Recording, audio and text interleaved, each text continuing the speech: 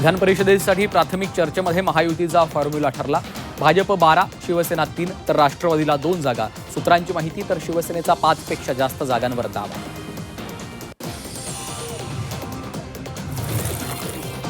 Shiv Sena UBT पदाधिकाऱ्यांची मुंबईत बैठक। उद्या दुपारी मातोश्री बंगल्यावर होणार बैठक। विधान परिषद निवडणुकीच्या पार्श्वभूमीवर बैठक।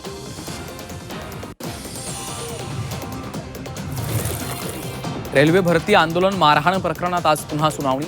राज ठाकरे सकाळी 11 वाजता ठाणे कोर्टात उपस्थित राहणार। नागपुरात उष्माघातामुळेच दोघांचा मृत्यू झाल्याचा संशय। शवविच्छेदन अहवालातून मृत्यूचं नेमकं कारण स्पष्ट होणार। गणेशपेठ मध्यवर्ती बसस्थानकासमोर एका 45 ते 50 वयोगटातील अनोळखी महिला बेशुद्ध अवस्थेत आढळली। वाशिम जिल्ह्यात इंधनाचा तुटवडा, डिझेल अभावी मशागतीची कामं रखडली। डिझेलसाठी वाहनांच्या पेट्रोल पंपांवर रांगा।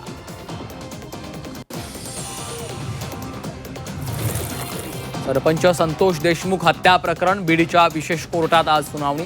नवीन न्यायाधीशांसमोर सुनावणी होणार। न्यायाधीश पाटोदकर यांची 7 दिवसांपूर्वी बदली।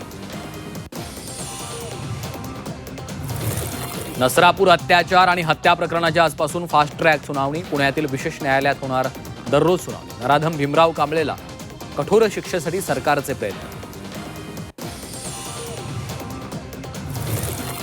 रुपयाची घसरण सुरूच। भारतीय रुपयाचा नवा नीचांक रुपया 96.86 या नव्या नीचांकी पातळीवर।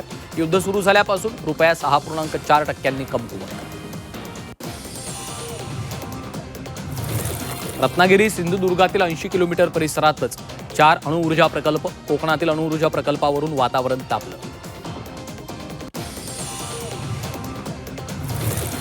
केंद्रीय मंत्रिमंडळात फेरबदलाची शक्यता। पंतप्रधान मोदींच्या परदेश दौऱ्यानंतर होत असलेल्या मंत्रिपरिषदेच्या बैठकीत बदलाबाबत चर्चेची शक्यता।